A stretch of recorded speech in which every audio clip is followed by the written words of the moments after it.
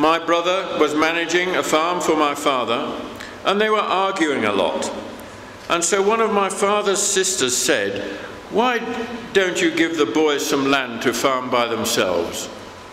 And then they can see, they can learn from their own mistakes, instead of you trying to tell my elder brother," or who was my elder brother, because they were always arguing. And that was the best thing that could have happened, because my brother's ideas were very different to my ideas. So my father set my brother up with 600 acres, and he set me up with 400 acres. And I farm in Lincolnshire, about 100 miles north of London. And we are only 3 or 4 feet above the sea level. And it was very wet land. But since then, we have drained the land. So our land is naturally fertile because it is peaty land. And we do not have any hills, and our fields are mainly rectangular. The typical scene in the fens. And here is an aerial shot. You see, every acre is cultivated. The fields are all rectangular. And as you can see from there, we have some wind turbines. Somebody wrote to me about 15 years ago and said, "I believe your farm is suitable for a wind farm." I replied by return of post saying, "I would like to have a wind farm, because I realize that fossil fuels are not going to last forever." And 15 years on, the price of fuel is 3 times what it was when I said yes to having a wind farm. Another farmer, about 3 months later, he also replied to this letter, because several farmers got this letter, and, well, a wind farm was born. And so now we produce far more energy on the farm than we actually use. In 1994, I went to Argentina on holiday. And my wife was this is my wife here, she's climbing through a barbed wire fence.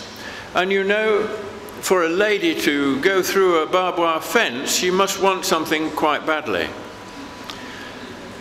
She had seen some sunflowers in the field with many heads on, and she fancied having some of these in our garden.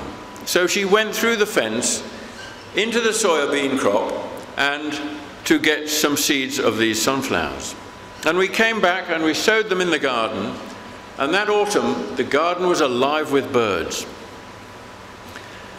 And the next year we saved some seed, and the next year the garden again was alive with birds. And so I said to my wife, "You know, we are selling our wheat and our rape for birdseed, our oilseed rape."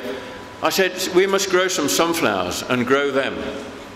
So we planted a field of sunflowers in 1998, and then we planted a bigger one in 1999, and now we are the largest growers of sunflowers in the UK.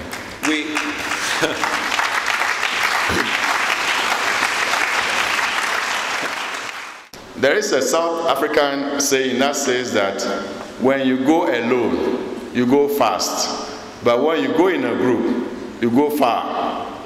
In other words, if you decide that you are going to go at it alone, you may be able to go fast, but when you seek the cooperation of others, you can get the support that will make you go further. So somebody has a skill. David has a skill for motivating and putting people there. David has gone to talk to Nicholas, and before you realize, David has achieved something, and he's still going to achieve more. If you want to be an agribusiness person, you don't need all the resources with you. There are people out there, and those are the people you need to bring into your network. So the key words are networking and being innovative. And let me summarize and say that to take advantage of those opportunities, you have to have the mindset. You have to know that being in Africa, you have to be a bit more innovative, and you have to be able to have that internal drive that takes people there. Let me end up with this quote that I found in some storybook. I can't remember whether it's Alice in Wonderland. That says, I don't believe in circumstances. People are always blaming others for their circumstances. The people who get on in life are those who search for circumstances they want, and if they cannot find them, make them. Thank you very much.